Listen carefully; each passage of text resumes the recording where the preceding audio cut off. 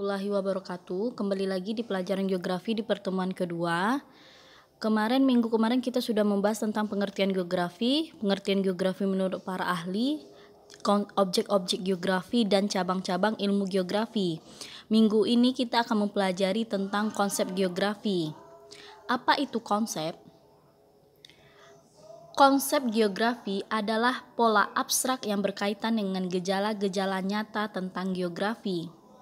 Di dalam kehidupan Ananda semuanya, Ananda sudah memiliki konsep kehidupan sendiri. Bagaimana cara bertindak, bagaimana memenuhi kebutuhan hidup, kalian sudah membuat konsep kehidupan sendiri.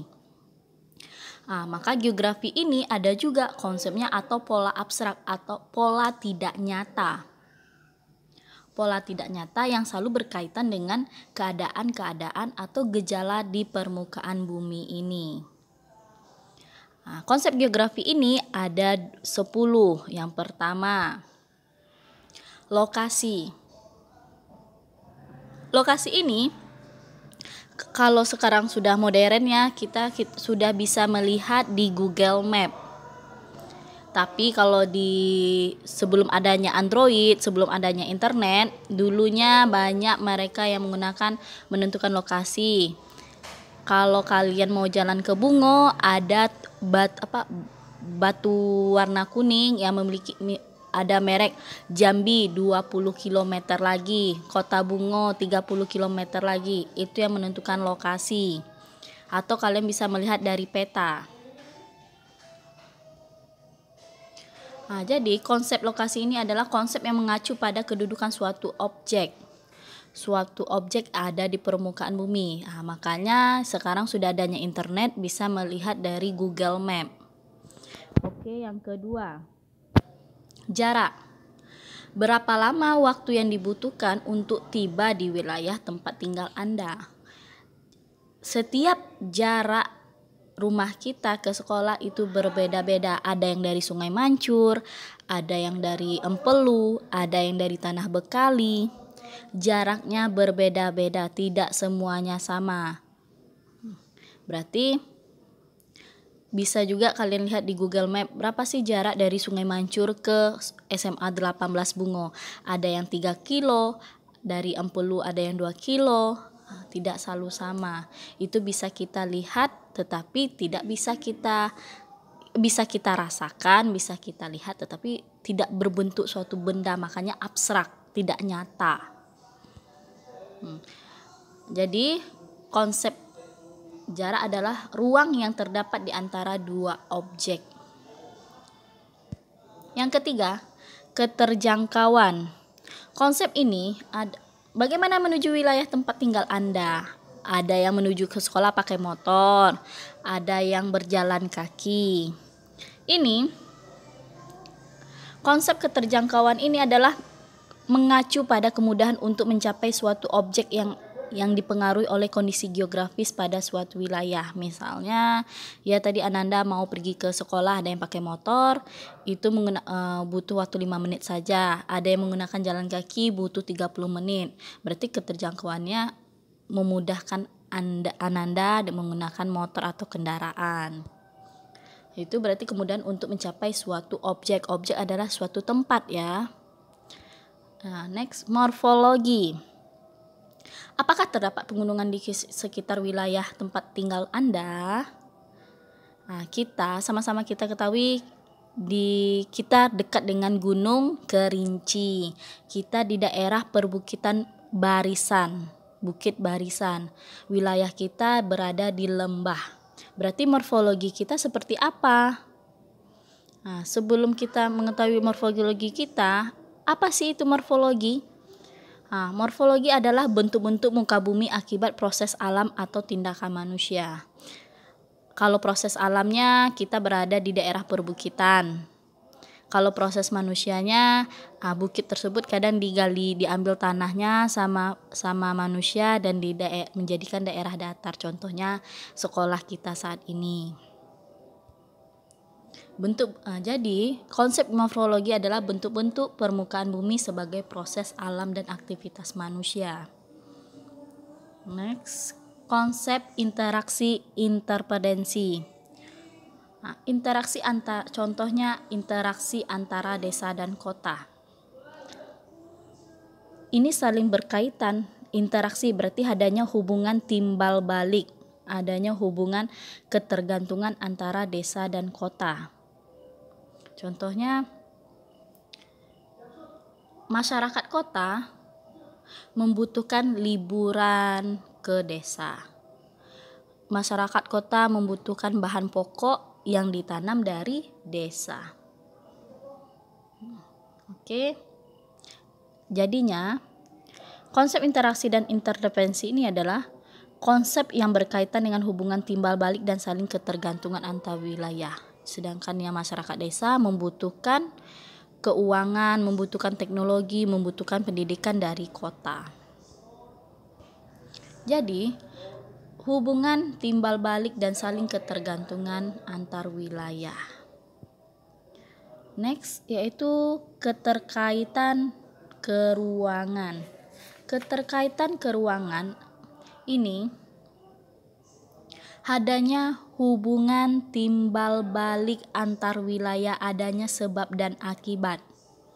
Contohnya, ini sudah ada contohnya, yaitu sungai. Ini daerah hulu, ini daerah hilir. Hilir sungai atau puncak sungai, apabila sudah tandus, tidak adanya pohon, pengikat air, pengikat tanah, dan akhirnya menjadi longsor, banjir, akhirnya terkenanya di hulu sungai. Keterkaitan ruangan berarti adanya sebab akibat. Contohnya, kalau hutan gundul berarti akan terjadinya longsor sewaktu-waktu. Kan adanya hubungan sebab akibat, siapa yang rugi? Kita juga sebagai manusia. Itu berarti menunjukkan tingkat hubungan antar wilayah. Next, pola. Apa bentuk pola permukiman di sekitar tempat tinggal Anda? Ini kita sama-sama diketahui Empelu dan Sungai Mancur. Sungai Mancur itu berada di daerah aliran Sungai Batang Tebo. Berarti Ananda rumahnya mengikuti pola batang sungai, yaitu memanjang. Kalau mengikuti jalan raya berarti itu memanjang. Kalau yang berada di tengah dusun rumahnya berarti itu polanya mengelompok. Pola ini ada bermacam-macam, ada yang pola mengikuti sungai, ada yang mengikuti jalan raya, mengikuti garis pantai, berkelompok seperti di tengah dusun. Nah, itu berkelompok namanya. Kalau yang di tepi sungai berarti itu rumahnya memanjang. Oke. Next, berarti bentuk, struktur, dan persebaran fenomena di muka bumi. Aglomerasi. Di mana pusat kegiatan bisnis di wilayah tempat tinggal Anda. Aglomerasi adalah pengelompokan suatu objek. Ini pengelompokan. Rata-rata penduduk mencari wilayah yang subur. Apabila wilayah yang subur, maka pasti banyak penduduknya. Jika wilayah tersebut tandus, maka tidak ada penduduknya, cuma beberapa. Contohnya juga, kenapa masyarakat mau tinggal di daerah kota? Kenapa tidak mau tinggal di desa? Pertama, tinggal di kota, aksesibilitas atau keterjangkauannya atau menuju tempat wisata, pendidikannya, jaringan komunikasi, internetnya bagus daripada di desa. Makanya berbondong-bondonglah masyarakat di desa berpindah tempat ke kota mencari kehidupan yang lebih baik lagi. Akhirnya menjadi berkelompok, dihidup di kota, menjadi tempat pusat perdagangan juga, pusat pendidikan juga. Oke. Berarti aglomerasi adalah kecenderungan pengelompokan fenomena pada suatu wilayah. Next, yaitu nilai kegunaan. Apakah fungsi wilayah tempat tinggal Anda?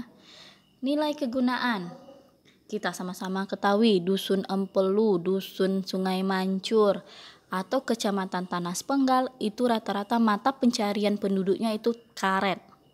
Berarti tanah yang ada di kecamatan Tanah Sepenggal itu berkebun bertani penduduknya, berkebun, kebun karet. Berarti adanya memiliki nilai guna. Dan juga ada juga tempat penghasil karet pertama. Contoh yang lainnya nilai kegunaan. Tanah di tengah dusun lebih murah lagi daripada tanah yang di pinggir jalan lintas. Kenapa bisa begitu? Karena aksesibilitasnya atau keterjangkauan suatu transportasinya lebih mudah dilintas daripada di tengah dusun. Makanya rata-rata penduduk yang di desa atau di tengah dusun menjual tanah dengan harga yang murah sesuai dengan tempat tinggal mereka daripada yang tanah yang dijual di daerah lintas. Oke. Jadi nilai kegunaan adalah kelebihan suatu wilayah dan memiliki nilai kegunaan yang berbeda berdasarkan fungsinya. Diferensiasi area. Diferensiasi area adalah keunikan ciri khas suatu wilayah. Contohnya, penduduk di Bungo rata-rata mata pencariannya masih karet. Penduduk di Merangin rata-rata mata pencariannya yaitu di perkebunan sawit. Ada lagi rata-rata masyarakat yang di daerah pegunungan mata pencariannya bertani. Yang di daerah pantai itu mata pencariannya sebagai nelayan. Berarti diferensiasi area adalah keunikan suatu wilayah. Apakah ada keunikan di wilayah kalian? Pasti ada. Contohnya kalian daerah tanah sepenggal itu menghasilkan karet lebih banyak daripada di daerah lain. Berarti kalian masih bersyukur ya memiliki keunikan wilayah sendiri. Oke. Karakteristik yang khas dari suatu wilayah. Oke, kita masuk ke indikator kedua. Pendekatan geografi.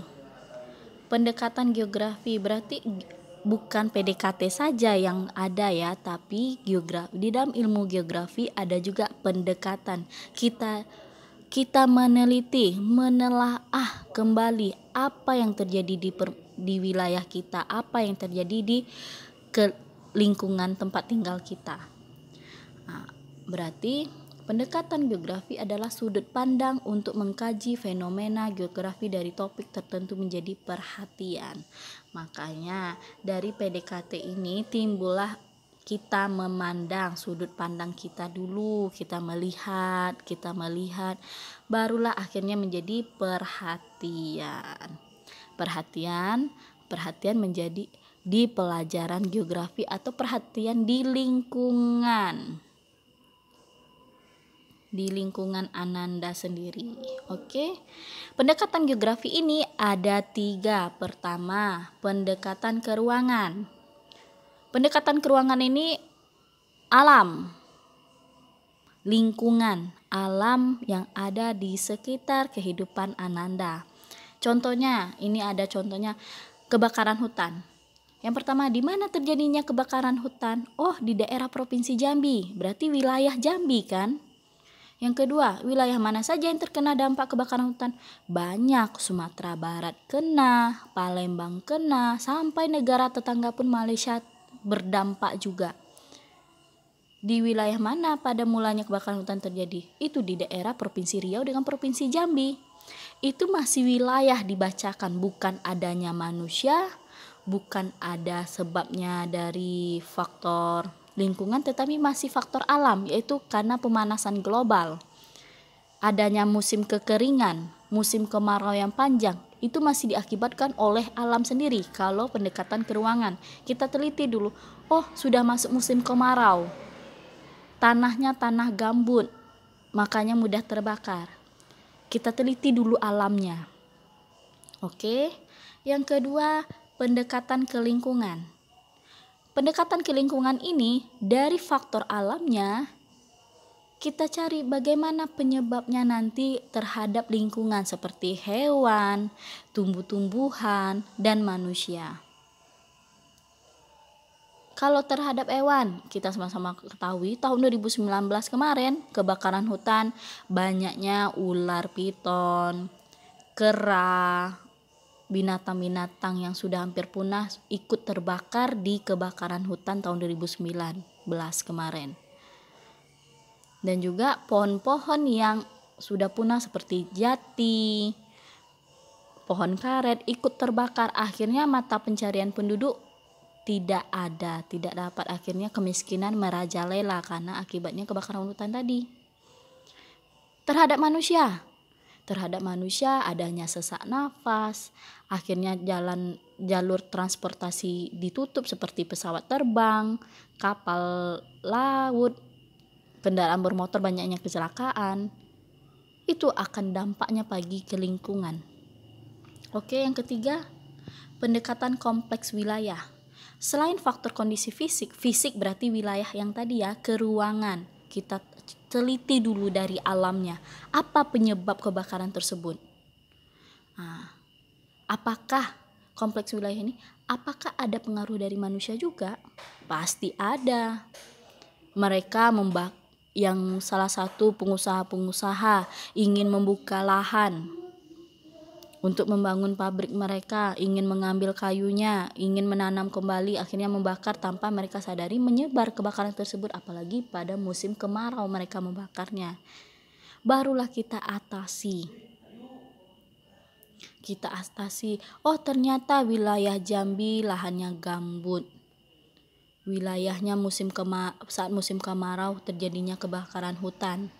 Disebabkan oleh juga manusia. Ini berdampak kepada binatang, tumbuh-tumbuhan, dan kesehatan manusia juga, dan keadaan ekonomi masyarakat. Akhirnya kita atasilah masalah kompleks wilayah, namanya pendekatan kompleks wilayah.